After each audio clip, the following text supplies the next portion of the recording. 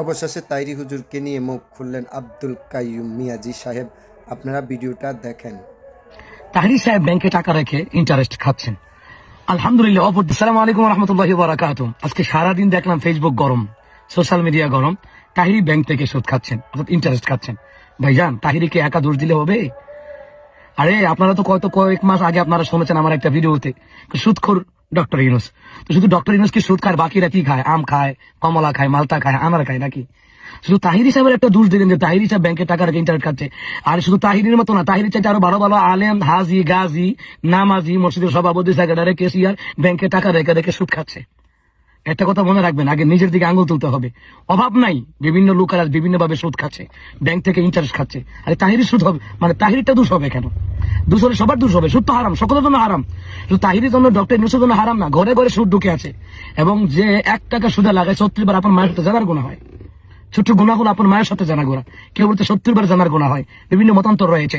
তো আমার মেইন কথা হলো, তাহিরি সাহেব আমার দলের বিপরীত হতে পারে, এই জন্য তাকে আমরা একেবারে সুদের একটা ইন্টারেস্টের অপিব। ঠিক আছে, সুদ খায় না, সত্য কথা যে ব্যাংক থেকে যারা টাকা রাখে সবাই ইন্টারেস্ট খায়। কেউ একবারে আল্লাহর ওলি না, একবারে বাইজুল বুস্তামি আর আব্দুল কাদের জিলানী না। তাহিরির দিকে, ডক্টর ইউনূসের দিকে আঙুল তোলা হবে না। জনগণ ভালো না, এক কথায় জনগণকে আগে সোচ্চার হতে হবে। আপনি জানেন যে তাহিরের এই ভিডিওটা দিয়ে একটা জিনিস ধামাচাপা দেওয়া হচ্ছে, এটা বুঝতে পারছেন? সেটা হলো উসমান হাদির হত্যার বিচার, এটা ধামাচাপা দেওয়া হচ্ছে। ওই যে একটু আগে আমি বললাম আলহামদুলিল্লাহ, দ্বিতীয় বিয়ে সম্পন্ন, হাইকোর্ট রায় দিয়েছে, প্রথম স্ত্রীর অনুমতি ছাড়া দ্বিতীয় বিয়ে করে দেবে। আলহামদুলিল্লাহ, এটা বরকত হবে। ইনসাফ বজায় রাখতে না পারলে একটা নিয়েই থাকো, আর ইনসাফ বজায় রাখতে পারলে তুমি 2টা 3টা 4টা করতে পারো।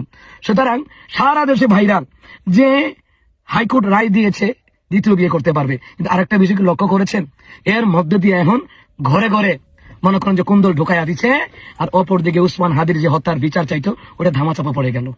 বুঝলেন নাই কথাটা? ঠাকুর ঘরে কে রে, আমি কলা খাই না আর ডাল মে কুছ কালা হ্যাঁ, বুঝতে হবে। আরে তাহিরি সব ইন্টারেস্ট খায় না, ডক্টর ইউনূস শুধু ইন্টারেস্ট খায় না, প্রতিটি শতকরা 95টা ঘরের মধ্যে সুদ ঢুকে গেছে। আর হিসাব করলে আরো বেশি হবে। সুদ খায় না কে? শুধু টাকায় না মেয়ে বিয়ে দিচ্ছে, শুধু টাকায় না ছেলেকে বিদেশে পাঠাচ্ছে, শুধু টাকায় না জমি রাখতেছে, শুধু টাকায় না অটো কিনতেছে, শুধু টাকায় না রিক্সা কিনতেছে, শুধু টাকায় না আপনার প্রাইভেট কার কিনতেছে, শুধু টাকায় না বাস গাড়ি কিনতেছে, শুধু টাকায় না অটো রিক্সা, সিএনজি, ভ্যান গাড়ি এগুলি কিনতেছে, শুধু টাকায় না। মানে একজনের দিকে বর্তালে তো হবে না, একজন আমার ভিন্ন মতাদর্শের হোক তার দিকে সব চাপা দিলে তো হবে না, জুলুম করা। আর ঘরে ঘরে সুদ ইন্টারেস্ট ঢুকছে। এখন আপনারা বলবেন আপনি কি করেন? আলহামদুলিল্লাহ, আমি বাপ মা ভাই বোনের জন্য যা দরকার তা রেখে মনে করেন যে বাকি সবগুলো জায়গা জমি রেখে দেই, এক কথায়।